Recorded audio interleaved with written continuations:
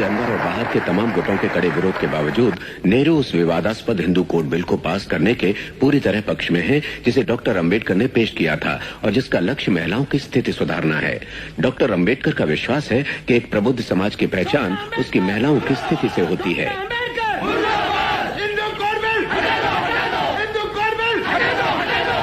Hindu code bill अपमान है हिंदू धर्म शास्त्र का। यह एक बहुत बड़ा कलंक है हमारे रूढ़ी परंपराओं और शास्त्रों पर। डॉक्टर अंबेडकर क्या जाने हिंदू धर्म शास्त्र? क्या उन्हें संस्कृत का ज्ञान है? क्या उन्होंने वेद पढ़े हैं? प्रतिशोध के लिए वे हमारे हिंदू धर्म शास्त्र को कानून के धक्के से नष्ट कर देना चाहते हैं। क्या हम एक अछूत को हमारे पवित्र शास्त्र को छूने का अधिकार दे सकते हैं? बताइए आप लोग। नहीं, कभी नहीं। हम खून बहा देंगे। एक गवार, ग्लेच और अछूत उन नियमों का भंग कर रहा है जो सदियों पहले भगवान श्री कृष्ण, भगवान मनु, भगवद गीता और उपनिषदों ने तय किए थे। छुओ मत छुओ मत। अंबेडकर, अंबेडकर। हेलो एवरीवन, मैं आकांक्षा एक बार फिर से आप सबका स्वागत है हमारे इस कारवां में।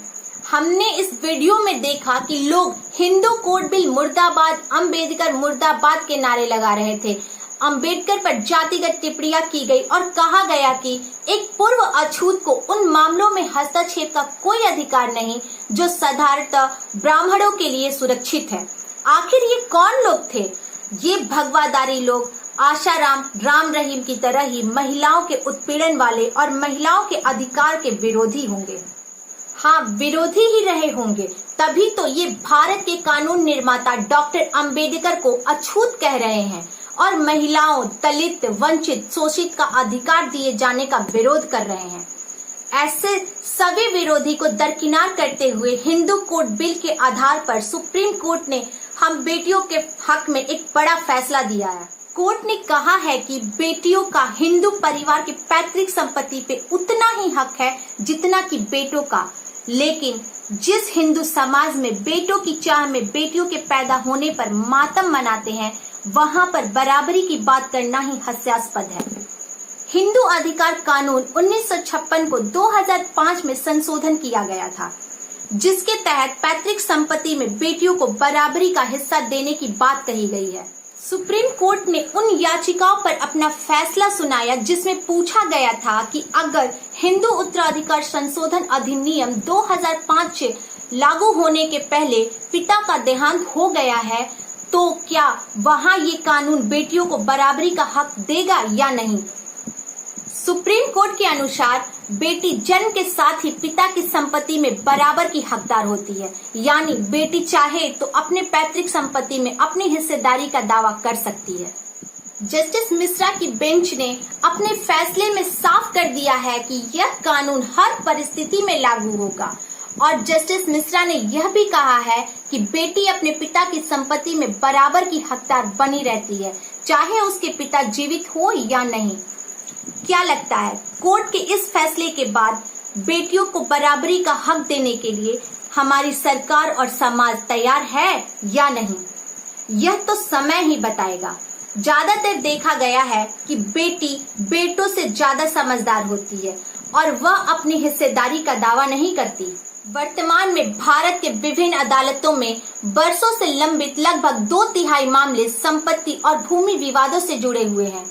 यह वैधानिक जटिलता के साथ साथ उस सामाजिक मानसिकता और उसके अनिश्चित परिणामों को भी दर्शाता है जो आज भी संपत्ति को अपने सम्मान और अधिकार का विषय तो मानता है, लेकिन उसे अपनी ही माँ, बहन, पत्नी के साथ साझा नहीं करना चाहता।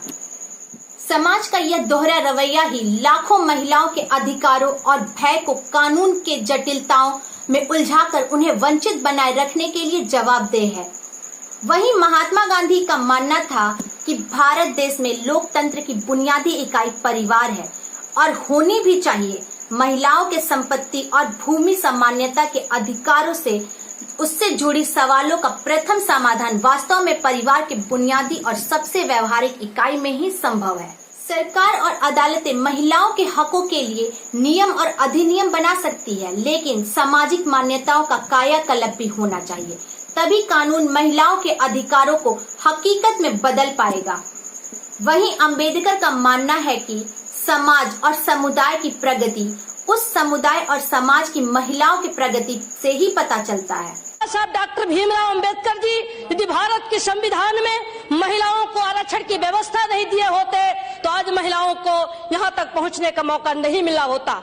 यही नहीं, इसी सदन में बाबा साहब डॉक्टर भीमराव अंबेडकर जी ने उस पन्ने को फाड़कर फेंक दिया था जिसमें लिखा हुआ था स्त्री शूद्रो विद्या नाध्यताम, स्त्री शूद्रों को ज्ञान देना नहीं चाहिए। किंतु बाबा साहब डॉक्टर भीमराव अंबेडकर जी ने लोकसभा में महिला कोड बिल पास करा करके महिलाओं को अधिकार दिलाने का काम किया था। आज मैं बाबा साहब डॉक्टर भीमराव अंबेडकर जी के कृत्यों का नमन करती हूँ, जिनके बदौलत महिलाओं को आगे बढ़ने का मौका मिला। पंच से लेकर प्रधानमंत्री, राष्ट्रपति तथा यही नहीं, महिलाओं को कार्यपालिका, न्यायपालिका, विधायिका में जो उनको आगे बढ़ने का मौका मिला है, यह बाबा साहब डॉक्टर भीमराव अंबेडकर जी के बदौलत मिला है। जो लोग अंबेडकर का विरोध कर रहे थे उन्हें आज पता चल रहा होगा कि अंबेडकर ने जो कई साल पहले कहा था वो आज सच हो रहा है। माननीय सर्वोच्च न्यायालय का कहना है कि बेटी आजीवन हम वारिस है, वास्तव में बेहद महत्वपूर्ण है। महिलाओं के संपत्ति और भूमि के अधिकारों की यह नई व्याख्या पूरे समाज और सरकार के लिए आईना है, जिसमें सभी को अपने कद देखने का साहस होना चाहिए।